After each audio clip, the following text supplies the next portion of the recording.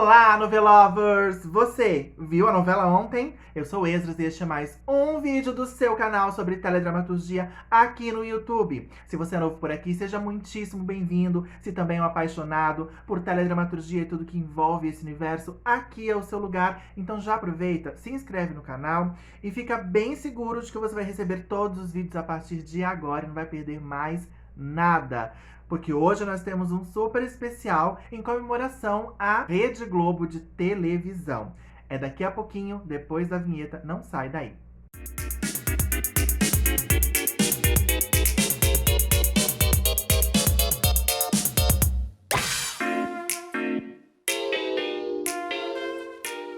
Hoje, a maior emissora do nosso país, sim, eu estou falando da Rede Globo, completa 56 anos de existência. A emissora foi inaugurada no dia 26 de abril de 1956. Sendo hoje a maior emissora de televisão do mundo, assistida por mais de 200 milhões de pessoas diariamente. Fundada pelo jornalista Roberto Marinho, a emissora é também uma das maiores produtoras de telenovela do mundo. E como elas são as nossas queridinhas aqui do canal, nós só temos a agradecer à Rede Globo, ao Roberto Marinho e todos os empresários e responsáveis por manter essa emissora de pé, produzindo com a máxima qualidade um dos produtos preferidos do telespectador brasileiro. Por esse motivo, eu não poderia deixar passar em branco uma data tão especial. E hoje vou fazer a minha homenagem a essa aniversariante, relembrando com vocês todas as produções de teledramaturgia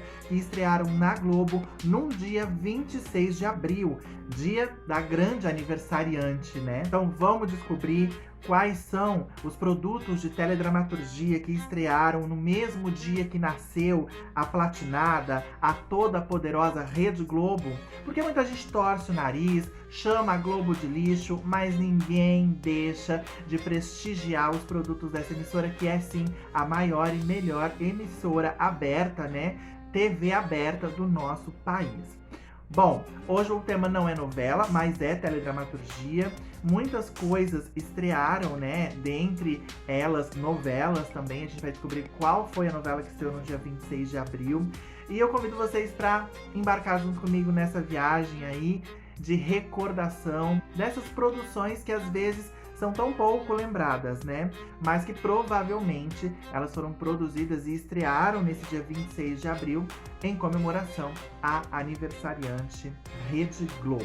A primeira estreia, então, em teledramaturgia da Rede Globo, que foi justamente para inaugurar a emissora, foi uma novela, a primeira novela diária da televisão, chamada Ilusões Perdidas, que estreou no dia 26 de abril de 1965. Ela teve um total de 56 capítulos, foi escrita por Enio Petri e dirigida por Líbero Miguel e Sérgio Brito. Essa novela foi produzida pela TV Globo de São Paulo, a antiga TV Paulista, que na época tinha sido recém-comprada pelo Roberto Marinho, que havia acabado de inaugurar a TV Globo. Então ela é oficialmente a primeira novela diária da emissora. No Rio de Janeiro ela começou a ser exibida às 19h30, de segunda a quarta, e a partir de maio passou para o horário das 22 horas, de segunda a sexta-feira. Leila Diniz, no papel de vilã, e Reginaldo Faria protagonizaram a trama vivendo um par romântico. Inicialmente, Ilusões Perdidas teve a direção de Líbero Miguel, mas depois passou para as mãos de Sérgio Brito, também ator de teatro e fez alguns trabalhos na televisão, muito prestigiado e muito conhecido. A TV Paulista, antes de virar a TV Globo, já havia exibido uma versão de Ilusões Perdidas, sob a mesma direção de Líbero Miguel, e o ator Osmar Prado participou das duas produções. Foi a primeira novela dos atores Leila Diniz, Reginaldo Faria e Miriam Pires. Loucura, né? A gente imaginar que uma novela foi a primeira desses atores consagrados. A Miriam Pires, por exemplo, que a gente praticamente nasceu, ela já fazia televisão, mas claro, tudo tem um começo, né, gente? Por isso que é tão interessante, importante a gente conhecer um pouquinho mais do início de tudo, né? Dessa grande fábrica de sonhos que é a Rede Globo. Por ser a primeira novela da Globo, também foi a estreia na emissora de alguns atores que são muito consagrados lembrados hoje em dia, como Norma Bloom, Osmar Prado e Emiliano Queiroz, além dos já citados. Lamentavelmente, não existem mais registros dessa novela, porque foram apagados para serem reutilizadas as fitas, o que era uma prática comum na época, ou porque foram queimadas em incêndios, o que era muito comum também naquela época, né? Por causa do alto teor de calor que se criava dentro da emissora, muitas coisas ligadas, ar-condicionado, refrigeração ainda não era fácil de se ter, né? Então existiam muitos incêndios, aconteciam muitos incêndios naquela época e muita coisa se perdeu. Só na TV Globo houve 3 incêndios, um em 1969, outro em 1971 e o terceiro em 1976.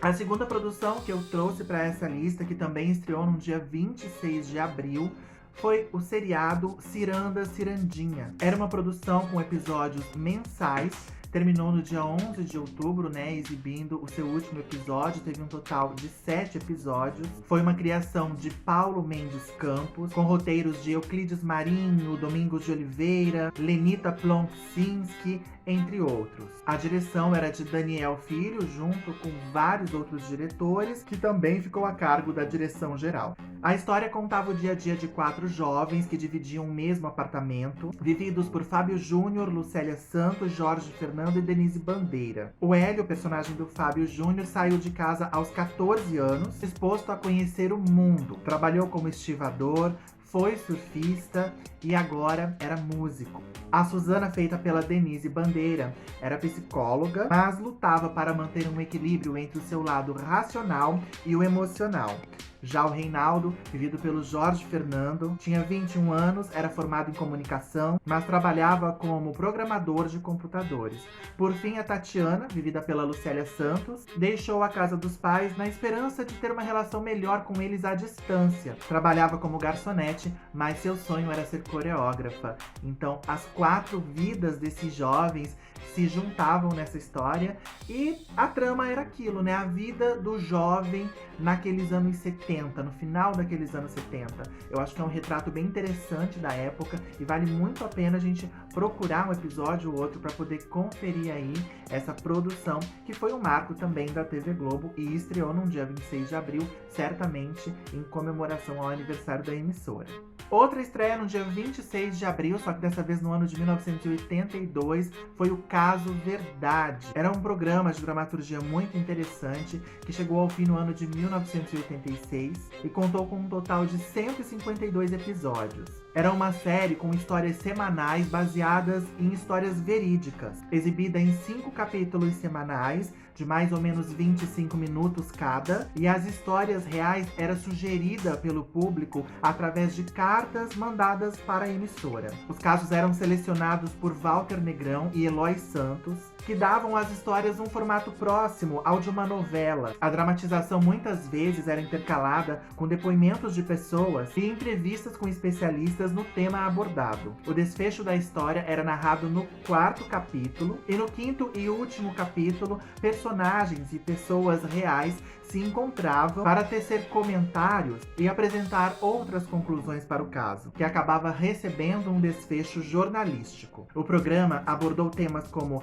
alcoolismo, estupro, incesto, erros judiciários e outros. A partir do ano de 1983, iniciou-se uma outra proposta para o programa, que era a dramatização de fatos que eram noticiados em jornais e revistas da época. Em 1976, já haviam feito um programa com o mesmo título, exibido na faixa de programação Quarta Nobre, porém tratava-se de formato e propostas diferentes. Essa série, Caso Verdade, ela era exibida à tardezinha, no finalzinho da tarde ali pelas 17h30, mais ou menos o mesmo horário que a Malhação é apresentada hoje. E no mesmo dia 26 de abril de 1982, estreava Caso Verdade no finalzinho da tarde, e às 22 horas a minissérie Lampião e Maria Bonita. Em 8 capítulos, foi escrita por Agnaldo Silva e Doc Comparato, com direção de Paulo Afonso Grisoli e Luiz Antônio Piat. Os protagonistas, Lampião e Maria Bonita, eram vividos pelos atores Nelson Xavier e Tânia Alves, e foi a primeira experiência da Globo em minisséries. Foi um brilhante momento da televisão, onde dois grandes atores, Nelson e Tânia, à frente do elenco, e um roteiro impecável, garantiram o sucesso dessa estreia da emissora em minisséries. O texto de Lampião e Maria Bonita é uma obra de ficção. Assim, o compromisso histórico foi apenas relativo, embora se tenha realizado uma pesquisa minuciosa, em que os autores, produtores e diretores percorreram toda a região do Cangaço, visitaram o Museu Antropológico do Ceará e realizaram inúmeras entrevistas. Por fim, chegando a nossa última estreia de um dia 26 de abril na Rede Globo, temos a minissérie, mais uma, A Madonna de Cedro. Essa do ano de 1994, também em 8 capítulos, escrita por Walter Negrão e com direção geral de Tezuka Yamazaki. No protagonismo, Eduardo Moscovis vivendo o personagem Delfino Montiel, um sujeito religioso e pacato que sai de Minas Gerais para conhecer o Rio de Janeiro. Além de se encantar com o mar, ele se apaixona por Marta, feita por Andréa Beltrão, que corresponde aos seus sentimentos. Vindo de uma vida simples, querendo se casar e dar conforto para sua amada, ele acaba se metendo em confusão. Convencido pela quadrilha de Vila Nova e Maneco para conseguir dinheiro, Delfino rouba uma Madonna esculpida por Aleijadinho. Após o roubo, Delfino entra em um processo destrutivo de culpa, pois sua atitude fugiu completamente dos seus princípios morais e religiosos, apesar de, em sua concepção, ter cometido o crime por amor. Delfino praticamente enlouquece de remorso, não conseguindo livrar-se da culpa que sente por ter roubado a imagem, impedindo-o de ser realmente feliz ao lado de Marta. Destaque dessa minissérie foram as belíssimas imagens e o retrato quase fiel do modo de vida dos moradores de cidades como Congonhas, Mariana e Ouro Preto, em Minas Gerais, levando ao grande público a religiosidade desse povo. Uma curiosidade muito interessante dessa minissérie, que eu cheguei a assistir alguns capítulos, mas não acompanhei totalmente, era a presença de Andréa Beltrão em 2 produções ao mesmo tempo. No remake de A Viagem, que estreou em 11 de abril de 1994, a Andréa fazia a Lisa, né? E a gente pode conferir agora novamente no Viva. E a Madonna de Cedro estreou no dia 26 de abril daquele mesmo mês, onde a Andréa Beltrão também era a protagonista feminina, o grande amor, né, do mocinho da história. Então a minissérie já estava aí gravada há um tempo e coincidiu das 2 produções estarem no ar ao mesmo tempo. E esse foi o vídeo de hoje, pessoal. Eu espero que vocês tenham gostado. Me contem nos comentários qual dessas produções que estreou no dia 26 de abril vocês acharam mais interessante. Tem curiosidade de conferir quais que vocês talvez tenham assistido, né? Os meus inscritos aí um pouco mais velhos, aí dos anos 60, 70. Me conte se você assistiu e o que você achou, como foi a repercussão na época. E já sabe, né? Se gostou do vídeo, deixa o like. Se ainda não for inscrito, se inscreva no canal. Me segue também nas redes sociais. E me conta o que você achou desse vídeo como um todo. Foi um vídeo mais assim, em homenagem, para não passar em branco mesmo, 56 anos da Rede Globo, porque tem muita história para contar. E como não dava para fazer um resumão, porque por mais resumido que fosse a história da Rede Globo, seria um resumo gigantesco, eu resolvi fazer um pouco diferente e pegar essas histórias aí pra gente relembrar, só mesmo para não passar em branco. E é isso. Então a gente se vê no próximo vídeo, tá bom? Beijo, tchau!